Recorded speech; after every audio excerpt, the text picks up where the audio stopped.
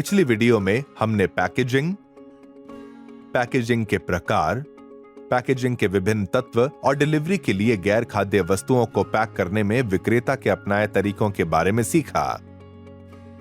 इस वीडियो में हम अंदरूनी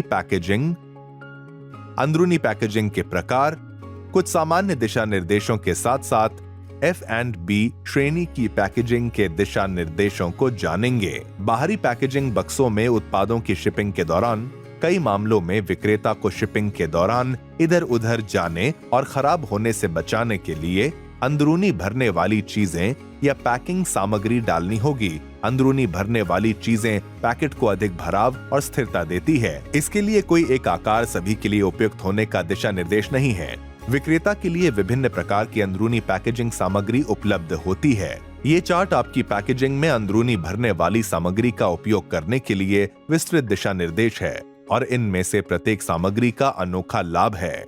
बबल रैप किसी भी आकार के नाजुक उत्पादों को सुरक्षित रखने में मदद करता है।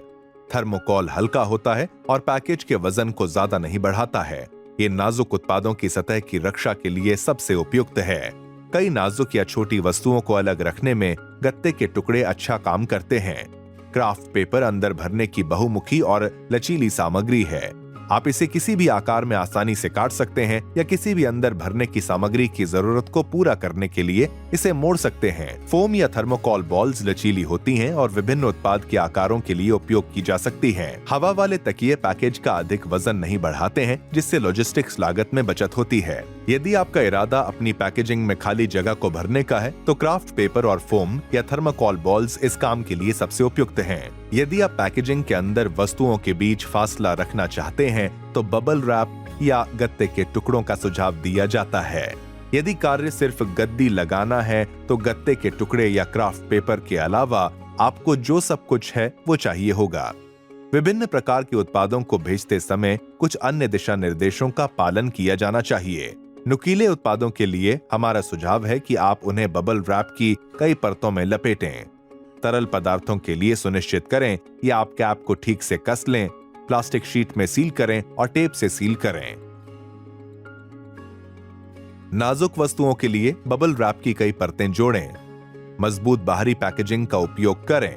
पैकेज के ऊपर की तरफ लेबल लगाएं और नाजुक वस्तु के स्टिकर के साथ लेबल करें। खाद्य उत्पादों के अपने खुद के पैकेजिंग दिशा निर्देश के सेट होते हैं। खाद्य और पेय पदार्थ श्रेणी में अधिक तत्व हैं जो इसे पैकेजिंग में अनोखा बनाते हैं। खाद्य और पेय श्रेणी में ऐसे पैकेज हैं जो बने बनाए हैं और मशीन से नहीं बल्कि रेस्तरां में पैक किए गए हैं। आने जाने में कोई गिरावट ना हो, ये सुनिश्चित करने के लिए सभी ढक्कनों को टेप से सील करना महत्वपूर्ण है।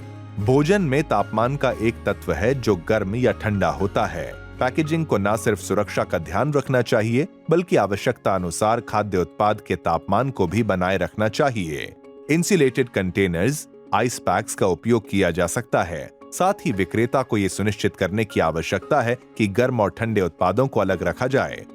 शिप किए गए उत्पाद की खपत होगी, इसलिए यह सुझाव दिया जाता है कि पैकेजिंग सामग्री खाद्य पदार्थों के लिए उपयुक्त है और कृपया सुनिश्चित करें कि आपकी पैकेजिंग FSSAI और अन्य कानूनी दिशा निर्देशों के अनुपालन में है। इसके साथ ही हम अंदरूनी पैकेजिंग सामग्री के प्रकार और हर प्रकार की सामग्री के सर्वोत्तम उपयोग पर इस चैप्टर का अंत करते हैं।